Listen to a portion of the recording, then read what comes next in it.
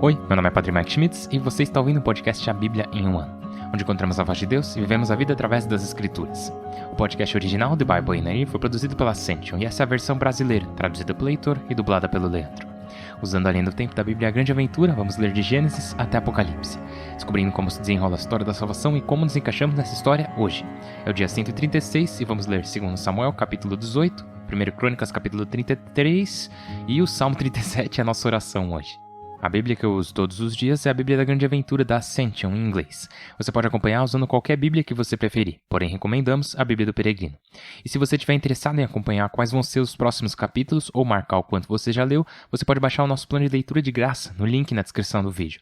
E você pode se inscrever no canal clicando no botão inscrever-se e no sininho. Aí a gente vai aparecer para você todos os dias e você não vai perder nenhum episódio. Como eu disse, é o dia 136, vamos ler 2 Samuel capítulo 18, 1 Crônicas capítulo 33 e rezar o Salmo 37. Pessoal, para a gente seguir a mesma leitura que o Padre Mike fez no The Bible in a Year, nós vamos ler o primeiro versículo do capítulo 19 também, em 2 Samuel. E aí o resto a gente vai ler amanhã, certo? Vamos lá. 2 Samuel, capítulo 18. Derrota e morte de Absalão. Davi passou em revista suas tropas, nomeando chefes e oficiais. Depois, dividiu o exército em 3 corpos, um sob o comando de Joabe, o segundo sob o comando de Abissai, filho de Sárvia, irmão de Joabe, e o terceiro sob o comando de Etai, de Gate. E disse aos soldados, eu também irei convosco. Responderam-lhe, não venhas. Se tivermos de fugir, isso não nos importa. Se a metade de nós morrer, não nos importa. Tu vales por 1000 de nós. É melhor que nos ajudes vindo da cidade. O rei lhes disse, farei o que vos parecer melhor. E ficou junto às portas, enquanto todo o exército saía para o combate, por companhias e batalhões. O rei deu esta ordem a Joabe, Abissai e Etai. Cuidai do rapaz Absalão. Todos ouviram a ordem do rei a seus generais. O exército de Davi saiu ao campo para enfrentar Israel. A batalha começou na floresta de Efraim, e aí o exército de Israel foi derrotado pelos de Davi. Nesse dia, a derrota foi grande, 20.000 baixas. A luta se estendeu por toda a região, e a floresta devorou nesse dia mais gente do que a espada. Absalão se encontrou com um destacamento de Davi. Montava seu burro, e ao entrar o burro sob a ramagem de um carvalho frondoso, a cabeça de Absalão prendeu-se ao carvalho e ficou suspenso entre o céu e a terra, enquanto o burro que ele cavalgava fugiu. Alguém ouviu e avisou Joabe. Acabei de ver Absalão pendurado num carvalho. Joabe disse ao que lhe dava a notícia. Se o viste, por que não o cravaste na terra? Agora eu te daria 10 moedas de prata e um cinturão. Mas o homem lhe respondeu. Ainda que eu sentisse na palma da mão o peso de 1000 moedas de prata, não atentaria contra o filho do rei. Estávamos presentes quando o rei ordenou a ti, a Abissai e a Etai para que cuidasseis de seu filho Absalão. Se eu tivesse cometido por minha conta esse crime, visto que o rei sabe de tudo, tu te colocarias contra mim. Então Joabe disse, não vou ficar perdendo tempo contigo. Pegou 3 dardos e cravou-os no coração de Absalão, ainda vivo na ramagem do carvalho. Os 10 ajudantes de Joabe aproximaram-se de Absalão e o golpearam, matando-o. Joabe tocou a trombeta para deter a tropa e o exército deixou de perseguir Israel. Depois pegaram Absalão e o atiraram num buraco grande da floresta, cobrindo-o com um monte de pedras. Os israelitas fugiram todos em debandada. Quando vivia, Absalão erigira uma estela em Emek-Ameleque, pensando, não tenho um filho que leve meu nome. Gravou seu nome na estela. Até hoje chama-se Monumento de Absalão. Davi recebe a notícia. Aquimaás, filho de Sadoc, disse, vou correndo levar ao rei a boa notícia de que o Senhor o livrou de seus inimigos. Mas Joabe lhe disse, não leves hoje a boa notícia, pois o filho do rei morreu. Tu o farás outro dia. Depois ordenou ao etíope, vai comunicar ao rei o que viste. O etíope fez uma reverência a Joabe e começou a correr. Aquimaás, filho de Sadoc, insistiu com Joabe. Aconteça o que acontecer, também eu vou correndo atrás do etíope. Joabe lhe disse, para que vais correr, filho? Não receberás nada por isso. Aquimaás replicou, Aconteça o que acontecer, vou correndo. Então Joabe lhe disse, vai. Aquimaás começou a correr e, atalhando pelo vale, chegou antes do etíope. Davi estava sentado entre as duas portas. A sentinela subiu ao terraço, acima da porta, sobre a muralha, ergueu o olhar e viu. Um homem vinha correndo sozinho. A sentinela gritou e avisou o rei. O rei comentou, se vem sozinho, traz boas notícias. O homem ia se aproximando. Então a sentinela viu outro homem correndo atrás. E sobre a porta gritou, está chegando outro homem correndo sozinho. O rei comentou, também esse traz boas notícias. Depois a sentinela disse, reconheço o modo de correr do primeiro. Corre como Aquimaás, filho de Sadoc. O rei comentou, é boa pessoa, vem com boas notícias. Quando se aproximou, Aquimaás disse ao rei, paz, e prostrou-se diante do rei com o rosto por terra. Depois disse, bendito seja o Senhor teu Deus, pois te entregou os que se haviam revoltado contra o rei meu senhor. O rei perguntou, o jovem Absalão está bem? Aquimaás respondeu, quando teu servo Joabe me enviou, vi um grande alvoroço, mas não sei o que era. O rei disse, retira-te e espera aí. Ele se retirou e esperou aí. Nesse momento chegou o etíope, dizendo, boas notícias, majestade. O Senhor hoje te fez justiça diante dos que se haviam revoltado contra ti. O rei lhe perguntou, meu filho Absalão está bem? O etíope respondeu, acabem como ele, os inimigos de vossa majestade e todos os que se revoltarem contra ti. Então o rei estremeceu, subiu ao terraço sobre a porta e começou a chorar, dizendo enquanto subia, meu filho Absalão, meu filho Absalão, oxalá eu tivesse morrido em teu lugar, Absalão, meu filho. 1 Crônicas, capítulo 23. Os levitas, número e funções. Sendo já ancião, coroado de dias, Davi nomeou seu filho Salomão rei de Israel. Depois reuniu todas as autoridades de Israel, os sacerdotes e os levitas. Nesse tempo fizeram o recenseamento dos levitas acima de 30 anos, que somaram 38.000 homens. 24.000 dirigiam as obras do templo do Senhor. 6.000 eram secretários e juízes. 4.000 porteiros e 4.000 músicos, que louvavam o Senhor, acompanhados pelos instrumentos feitos por Davi.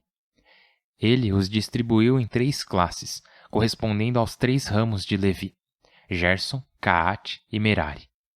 Filhos de Gerson, Leedã e Semei. Filhos de Leedã, Jaiel, o primeiro, Zetã e Joel, 3. Filhos de Semei, Salomite, Oziel e Arã, 3 que eram chefes de família de Leedã. Filhos de Semei, Jeete, Ziza, Jeus, Beriás, 4. Jeete era o primogênito, Ziza o segundo. Jeus e Beriás não tiveram muitos filhos. Formaram uma só família e foram registrados como uma. Filhos de Caate, Amram, Isaar, Hebron e Oziel, 4. Filhos de Amram, Aarão e Moisés. Aarão e seus descendentes foram colocados à parte perpetuamente para oferecer os dons sacrossantos, queimar incenso diante do Senhor, servi-lo e abençoar em seu nome. Os filhos de Moisés, o homem de Deus, foram contados com a tribo dos levitas. Filhos de Moisés, Gerson e Eliezer. O primogênito de Gerson foi Subael. O primogênito de Eliezer, Roobiás. Eliezer não teve outros filhos, mas Roobiás teve muitos. O primogênito de Isaar foi Salomite. Filhos de Hebron, Jeriás, o primogênito, Amariás, o segundo, Jaaziel, o terceiro, Jecmaã, o quarto. Filhos de Oziel, Micas, o primogênito, e Gesias, o segundo. Filhos de Merari, Moole e Muzi. Filhos de Moole, Eleazar e Cis. Eleazar morreu sem filhos, tinha apenas filhas. Seus primos, os filhos de Cis, casaram com elas. Filhos de Muzi, Moole, Éder e Jerimote, 3. Esses eram os levitas divididos por famílias, registrados conforme suas linhagens, quando se fez o recenseamento de todos os indivíduos acima de 20 anos. Porque, de acordo com as últimas disposições de Davi, os levitas entravam no recenseamento a partir dos 20 anos. Estavam a serviço do culto no templo do Senhor. De fato, Davi tinha dito: O Senhor Deus de Israel concedeu paz a seu povo e habita em Jerusalém para sempre. Os levitas já não precisam transportar o santuário e os objetos de culto. Por isso ficaram sob as ordens dos aaronitas para o serviço do templo do Senhor, dos átrios e das salas, para limpar todos os objetos sagrados e ocupar-se do culto do templo. Eram encarregados dos pães apresentados, da flor de farinha para as ofertas, dos pães ázimos, das ofertas na sertã ou dissolvidas em azeite e de todos os pesos e medidas. Deviam apresentar-se de manhã e de tarde para louvar e dar graças ao Senhor, e deviam oferecer regularmente em sua presença os holocaustos dos sábados, começo de mês e dias festivos, segundo o número e o rito prescrito. Vigiavam a tenda do encontro e o santuário. Seus irmãos aaronitas vigiavam o serviço do templo. Salmo 37. Não te exasperes por causa dos perversos. Não invejes os iníquos, pois secarão depressa como erva e murcharão como verde relva. Confia no Senhor e faze o bem. Habita uma terra e cultiva a fidelidade. Seja o Senhor a tua delícia, e Ele te dará o que o teu coração pede. Recomenda teu caminho ao Senhor, confia nele, e Ele agirá. Fará sair a tua justiça como a aurora, teu direito como o meio-dia. Descansa no Senhor, e nele espera. Não te exasperes por causa de quem triunfa empregando a intriga. Segura a ira, reprime o furor. Não te exasperes a ponto de agir mal, pois os perversos serão excluídos, mas os que esperam no Senhor possuirão uma terra. Aguarda um momento, já não haverá perverso. Olhe o seu lugar, já não está. Mas os marginalizados possuirão uma terra e desfrutarão de grande prosperidade. O perverso faz intrigas contra o honrado e range os dentes contra ele. Mas o Senhor se ri dele, porque vê que a hora dele está chegando. Os perversos desembainham a espada e ajustam o arco, para abater pobres e humildes, para assassinar os homens retos. Sua própria espada lhes atravessará o coração. Seus arcos se quebrarão. Mais vale a escassez de um honrado do que a opulência de muitos perversos, pois os braços dos perversos serão quebrados, enquanto o Senhor sustenta os honrados. O Senhor se ocupa dos dias dos bons, sua herança durará para sempre. Não murcharão na estação má, em plena carestia se saciarão. Mas os perversos perecerão, os inimigos do Senhor murcharão como o verde de um prado, e em fumaça se dissiparão. O perverso pede emprestado e não devolve, o honrado se compadece e reparte. Aqueles que o Senhor abençoa possuirão uma terra, os que ele amaldiçoa serão excluídos. O Senhor assegura os passos do homem e se ocupa de seus caminhos. Ainda que tropece, não cairá, porque o Senhor o segura pela mão. Fui jovem, já sou velho. Nunca vi um justo abandonado, nem sua descendência mendigando pão. Todo dia ele se compadece e empresta. Sua semente será bendita. Afasta-te do mal e faze o bem, e sempre terás uma casa, porque o Senhor ama o direito e não abandona seus devotos. Os criminosos são aniquilados. A estirpe dos perversos se extinguirá. Os honrados possuirão uma terra e habitarão sempre nela. A boca do honrado medita a sensatez. Sua língua pronuncia o direito. Leva no coração a lei de seu Deus. Seus passos não vacilarão. O perverso espia o honrado, tentando matá-lo. O Senhor não o entrega em suas mãos. Não permite que o condenem num julgamento. Espera no Senhor. Segue seu caminho. Ele te levantará para possuíres uma terra e verás a expulsão dos perversos. Vi um perverso que se gabava, prosperava como cedro frondoso. Voltei a passar, já não estava. Procurei-o e não se encontrava. Observa o íntegro, vê o reto. O homem pacífico tem um futuro, mas os ímpios serão aniquilados em massa. O futuro dos perversos ficará truncado. Do Senhor vem a salvação dos honrados. Ele é sua fortaleza durante o perigo. O Senhor os auxilia e os livra. Livra-os dos perversos e os salva, porque nele se abrigam. Pai Santíssimo, nós te louvamos e sim, Tu és nossa fortaleza. Pedimos a Ti que nos ajudes a sermos justos, nos ajudes a sermos aqueles que confiam em Ti ao invés de nossa própria força. Nos ajudes a fazer a Vossa vontade a todo momento. Senhor Deus, seja qual for o momento em que nos afastamos da Vossa vontade, seja de forma grande ou pequena, que voltemos a Ti de todo o nosso coração. E pedimos a Ti não só que nos levantes, mas que nos ajudes a voltar. Não só que nos fortaleça, mas que nos ajudes a retornar a Ti. Nos colocamos em Tuas mãos e nos rendemos totalmente a Ti, pois Tu és o Deus e Pai eterno. Por isso, novamente, entregamos nossas vidas e corações a Ti. Por Cristo nosso Senhor. Amém. Em nome do Pai, do Filho e do Espírito Santo. Amém. Beleza. Então, só umas coisinhas. Vamos fazer diferente hoje. Vamos começar por Crônicas, no capítulo 23. Só para destacar que Davi, nesse capítulo, está basicamente mostrando como vai ser a adoração no templo. Então, lembra, lá atrás em Deuteronômio, Levítico, Êxodo, lá eles fizeram um censo de todos os levitas acima dos 30 anos de idade. Isso está lá em Números, capítulo 4. Eles fizeram isso porque os levitas começavam a exercer sua função aos 30 anos de idade. Porém, o Davi vai mudar algumas coisas. Ele já está mudando que os sacrifícios agora vão ser oferecidos em um lugar fixo, somente no templo de Jerusalém, né? O templo que o seu filho Salomão vai construir. Mas ele também vai reorganizar a tribo de Levi. Porque um templo é diferente de uma tenda, né? Vai ser um templo grande que as pessoas vão visitar com frequência. Então terão tarefas diferentes, trabalhos diferentes que serão necessários lá. E tem as 3 famílias de Levi, Gerson, Caate e Merari. Mas lembra, os sacerdotes, os que oferecem os sacrifícios, são os descendentes de Arão. É o sacerdócio aaronita, né? Mas os gersonitas, caatitas e meraritas não eram sacerdotes, eles não ofereciam sacrifícios. Lembra, os gersonitas cuidavam das peles que cobriam o tabernáculo, tipo as paredes da tenda e tal. Os caatitas eram responsáveis pelos objetos no tabernáculo, incluindo a arca, a menorá e a mesa dos pães apresentados.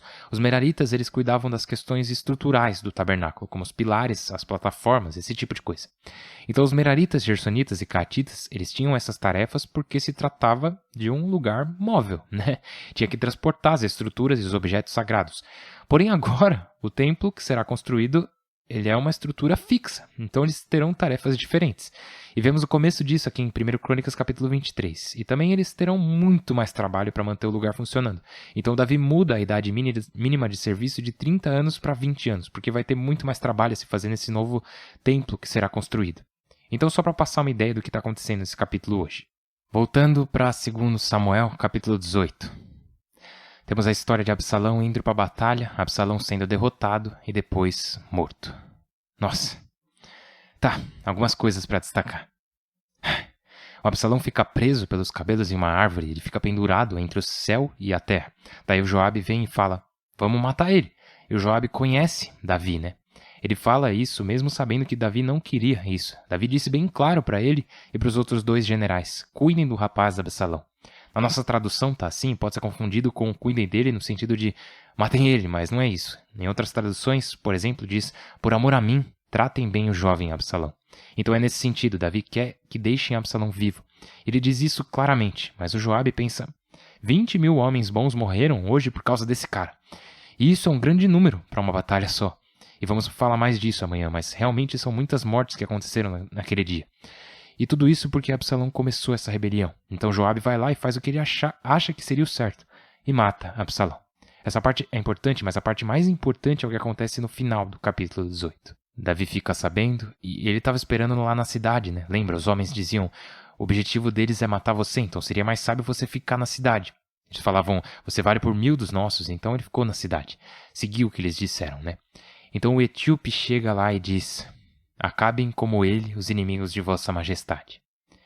E esse é um momento muito importante. Eu não sei se você conhece um compositor chamado Eric Whittaker, mas ele tem uma obra chamada When David Heard, quando Davi ouviu, que é uma música que tem uns 13 minutos, talvez, acho que tem um pouco mais, mas enfim. Normalmente ela é tocada em corais de escolas e faculdades em todo lugar, praticamente. E eu lembro de quando eu ouvi ela pela primeira vez e me pegou demais. É bem pesada, porque a letra é... Quando Davi ouviu que o jovem Absalão estava morto, ele foi ao terraço e começou a chorar. E daí o resto da música meio que é meu filho, Absalão, Absalão, meu filho, que me dera eu ter morrido em seu lugar, meu filho, meu filho. E me emociona muito, de verdade. Então se você tiver a oportunidade, procura aí Eric Whittaker, When David Heard. É muito boa. E de cortar o coração. Eu lembro quando eu ouvi a primeira vez, eu pensei, cara, essa música não é só sobre Davi, mas sobre Deus Pai também. Porque Deus, de novo, João capítulo 3, versículo 16, Deus tanto amou o mundo que entregou o seu Filho único, para que quem crer não pereça, mas tenha a vida eterna. Então a música mostra também a Deus Pai chorando pelo seu Filho, Jesus Cristo, que foi entregue por nós pecadores. Também tem a história de Isaac e Abraão, lembra? Lá em Gênesis. Ele não faz exatamente um paralelo com essas histórias, mas é um paralelo entre pais e filhos, e o luto de um pai pela morte do seu filho. Tem mais uma coisa que eu queria destacar, e essa é a última coisa por hoje, que até agora, até esse momento em que Absalão morre, Davi não tem sido um bom pai, né? Absalão foi se vingar do seu meio-irmão Amnon porque ele violou sua própria irmã Tamar e Davi não fez nada. Daí o Absalão é banido e Davi não faz nada. Daí o Absalão volta para casa e Davi não fez nada, no sentido de perdoar e se reconciliar com ele. Todo esse tempo, Davi não fez nada. E até aqui, quando ele se refere a Absalão, ele simplesmente se refere a ele como um jovem. Cuidai do rapaz Absalão. Mesmo quando ele pergunta para os mensageiros que chegam, né? O jovem Absalão está bem?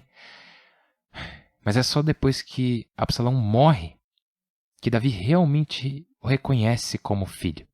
E eu acho que é interessante rezarmos sobre isso, porque aqui temos Davi.